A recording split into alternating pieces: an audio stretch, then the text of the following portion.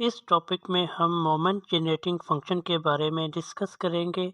इसके नाम से ज़ाहिर होता है कि ये एक ऐसा फंक्शन है जो मोमेंट को जनरेट करता है। हम पिछली स्लाइड में देख चुके हैं कि मोमेंट से क्या मुराद है और इस टॉपिक में हम उन मोमेंट्स को जनरेट करेंगे with the help of a function और उस फंक्शन को हम कहते हैं ये मोमेंट जनरेटिंग फंक्शन है। सपोज करते हैं हमारे पास एक रैंडम वेरिएबल x है और हमारे पास एक नंबर है h जो कि 0 से बड़ा है और हमारे पास एक और वेरिएबल है t जो कि -h और +h के दरमियान एग्जिस्ट करता है। तो उस सूरत में एक्सपेक्टेशन वैल्यू ऑफ e की पावर tx को हम मोमेंट जनरेटिंग फंक्शन कहेंगे। कहने का मतलब ये है कि e की पावर tx की जो एक्सपेक्टेशन वैल्यू है वो मोमेंट जनरेटिंग फंक्शन के बराबर है। हम इस फंक्शन से मोमेंट को जनरेट कर सकते हैं। t हमारे पास -h और h के दरमियान वाली कोई वैल्यू है और h कोई भी एक पॉजिटिव नंबर है। हम मोमेंट जनरेटिंग फंक्शन को शॉर्ट लिख सकते हैं mgf। ये रैंडम वेरिएबल का मोमेंट जनरेटिंग फंक्शन है। सपोज करते हैं m एक पॉजिटिव इंटीजर है और हम इस मोमेंट जनरेटिंग फंक्शन का mth डेरिवेटिव ले रहे हैं। हो सकता है m की वैल्यू 1 हो तो इसका मतलब है कि इस m का पहला डेरिवेटिव। अगर m हमारे पास 3 है तो इसका मतलब है कि इस m का थर्ड डेरिवेटिव। m कोई भी एक पॉजिटिव नंबर है और हम मुसलसल इस m की डिफरेंशिएशन किए जा रहे हैं विद रिस्पेक्ट टू t और इसके बाद जो भी हम डेरिवेटिव लेते हैं उसमें t की जगह हम 0 पुट करते हैं तो वो हमारे पास एक्सपेक्टेशन वैल्यू ऑफ x की पावर m के बराबर आता है। कहने का मतलब ये है कि अगर हम इस m का फर्स्ट डेरिवेटिव लें और उसमें t की जगह 0 पुट करें तो ये किसके बराबर आएगा? एक्सपेक्टेशन वैल्यू ऑफ x की पावर 1 के बराबर आएगा। तो अगर यहाँ पे 1 आ जाता है तो कि ये क्या बनेगा? e की एक्सपेक्टेशन वैल्यू ऑफ x की पावर 1। तो हम यहाँ पे देख सकते हैं एक्सपेक्टेशन वैल्यू ऑफ x की पावर 1 ये फर्स्ट मोमेंट के बराबर होता है।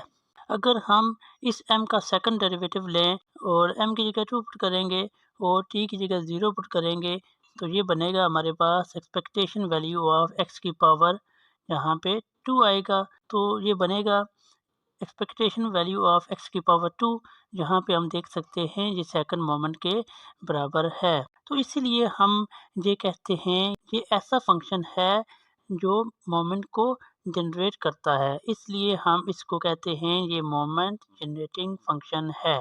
हम m की कोई भी वैल्यू पुट करेंगे 1 2 3 4 उसके करस्पॉन्डिंग हमारे पास मोमेंट्स आते जाएंगे। पहला मोमेंट, दूसरा मोमेंट, तीसरा मोमेंट, चौथा मोमेंट एंड सो ऑन। तो इसका मतलब ये हुआ ये हमारे पास एक मोमेंट जनरेटिंग फंक्शन है। ये हम पिछली स्लाइड में पढ़ चुके हैं कि अगर हम m का सेकंड डेरिवेटिव लें और t की वैल्यू 0 पुट करें तो हमारे पास आएगा expectation value of x square जो कि सेकंड मोमेंट के बराबर आएगा जो कि सेकंड मोमेंट होगा। तो इस स्लाइड में यही लिखा हुआ है। इस टॉपिक को हम एक एग्जांपल की मदद से समझते हैं। हमारे पास एक एक्सपोनेंशियल डिस्ट्रीब्यूशन यहाँ पे दी हुई है जिसका फंक्शन हमारे पास लैम्डा e की पावर माइनस लैम्डा x के इक्वल है और x का इंटरवल है 0 से इन्फिनिटी और लैम्डा एक पॉजिटिव नंबर है। हमने इस रैंडम वेरिएबल x का मोमेंट जनरेटिंग फंक्शन फाइंड करना है और इसी मोमेंट को यूज़ करते हुए हम इस एक्सपोनेंशियल डिस्ट्रीब्यूशन का मीन और वेरिएंस फाइंड करेंगे। और हम ये पहले बता देते हैं कि एक्सपोनेंशियल जो डिस्ट्रीब्यूशन होती है इसका मीन 1 ओवर लैम्डा के बराबर होता है और जो एक्सपेक्टेशन वैल्यू ऑफ x होती है वो इसके मीन के बराबर होती है। हम जानते हैं कि मोमेंट जनरेटिंग फंक्शन e की पावर टी एक्स की एक्सपेक्टेशन वैल्यू के बराबर होता है। इस केस में हम e की पावर टी एक्स की एक्सपेक्टेशन वैल्यू फाइंड करेंगे और हम जानते हैं कि एक्सपेक्टेशन वैल्यू x की उस फंक्शन और प्रोबेबिलिटी डेंसिटी फंक्शन के मल्टीप्लाई करने के बाद उसकी इंटीग्रेशन करने से हासिल होती है। तो यहाँ पे हमारे पास जो e की पावर टी एक्स है अगर हम इसकी एक्सपेक्टेशन वैल्यू लेंगे तो ये e की पावर टी एक्स यहाँ पे हम इसी तरीके से लिखेंगे। और इसके बाद जो एग्जांपल में हमारे पास फंक्शन था वो किसके बराबर था, लेमडा ई की पावर माइनस लेमडा एक्स के बराबर था। लेमडा को हमने बाहर ले लिया तो ये डी एक्स। अब हम इसकी इंटीग्रेशन करेंगे। 0 से इन्फिनिटी लिमिट इसलिए ली क्योंकि जो हमारे पास x था उसका इंटरवल 0 से इन्फिनिटी का था। क्योंकि यहाँ पे बेस सेम है तो हम इन पावर्स को इकट्ठा कर लेंगे। ये बन जाएगा e की power x into T minus lambda. X common ले लेंगे जहाँ से।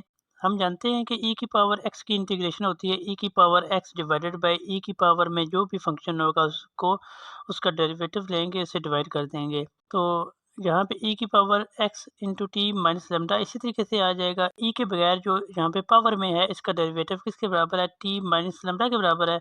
इससे डिवाइड करेंगे और लिमिट पुट कर देंगे। और अगले स्टेप में हमने ये t माइनस लेमडा को बाहर निकाल लिया क्योंकि यहाँ पे x इन्वॉल्व नहीं है, ये फ्री ऑफ x है, इसको हमने बाहर कर लिया। जहाँ पे बचा e की power x into T minus lambda और ये लिमिट है इसकी।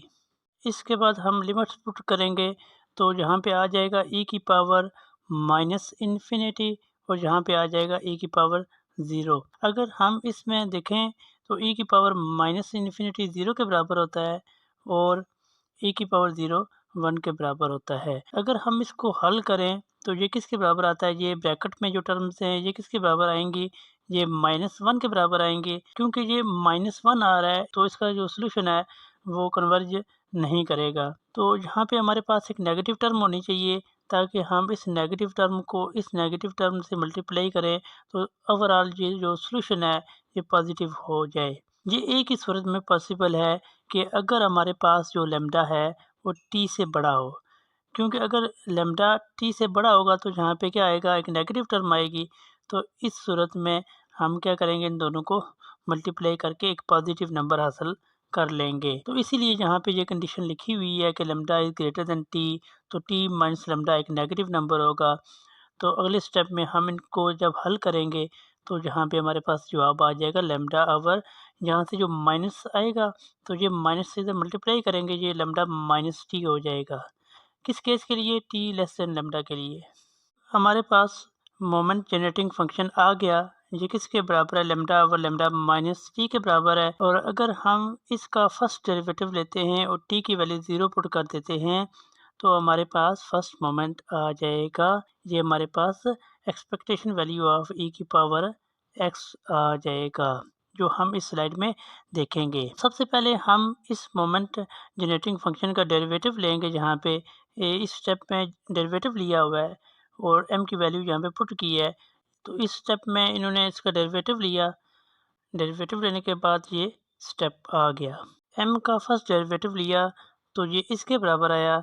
और अब हम अगले स्टेप में t की जगह 0 पुट करेंगे तो ये किसके बराबर आएगा, 1 ओवर लेमडा के बराबर आएगा। हम इससे पहले डिस्कस कर चुके हैं कि अगर हम फर्स्ट डेरिवेटिव लेते हैं m का और t पुट करते हैं तो ये x की एक्सपेक्टेशन वैल्यू के बराबर आता है और वो उसके मीन के बराबर होता है। यहाँ पे देखें ये हमारे पास इसका मीन आ गया।